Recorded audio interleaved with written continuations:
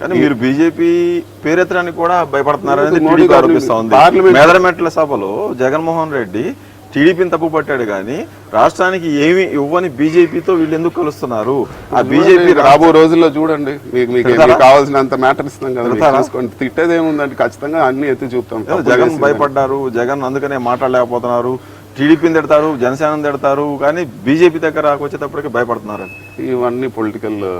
ఇవన్నీ పొలిటికల్ గా చేసే ఆరోపణలు తప్పితే ఇంకోటి కాదు. పార్లమెంట్ లో మోడీ గారు ఉన్నప్పుడు మేము మాట్లాడాము, అదే స్టేజ్ పైన మోడీ గారు ఉండే స్టేజ్ పైన ముఖ్యమంత్రి గారు అడిగారు, సార్ ప్రత్యేక హోదా మా హక్కు, మీరు మాకు ఇవ్వాలి అని చెప్పి అడిగారు. అంతకన్నా ఇంకేముందండి? అంటే ప్రత్యేక హోదా రాష్ట్రానికి రావాలంటే కేంద్రంలో ఏర్పడిపోయే ప్రభుత్వానికి మన మద్దతు కావాలి, అంతవరకు ఇది రాదు. Political equation.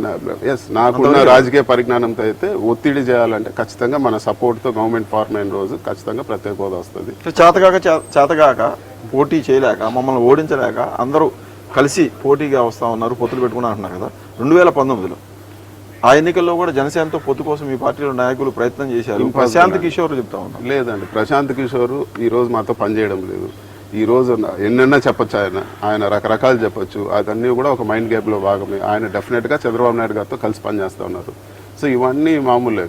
నంద్యాలలో ఓడిపోయిన తర్వాత మీ అందరిలో ఆందోళన మొదలైపోయింది. మనం మళ్ళీ అధికారంలోకి రావాలన్నా గెలవాలన్నా కూడా ఖచ్చితంగా జనసేనతో పొత్తుండాలి. ఆ విధంగా కొంతమంది ఒత్తిడి చేశారు జగన్ మీద, జగనే ఒప్పుకోలేదని అంటారు.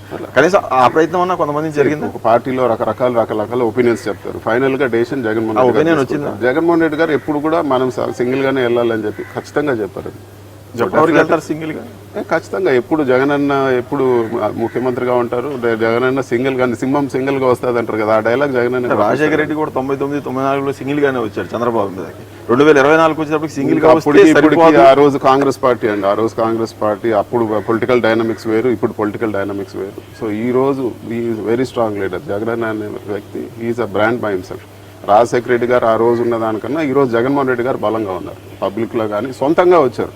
ఆ రోజు రాజశేఖర రెడ్డి గారికి కాంగ్రెస్ పార్టీ అనే ఒక బ్యాకప్ ఉండేది. ఈరోజు జగన్మోహన్ రెడ్డి గారు he himself, he is a brand అంతే. ఆయనకి ఒక బ్యాకప్ లేదు, ఏ సమస్య వచ్చినా ఆయనే ఫేస్ చేయాలి, మంచి అయినా చెడ్డ అయినా ఆయనే ఓన్ చేసుకొని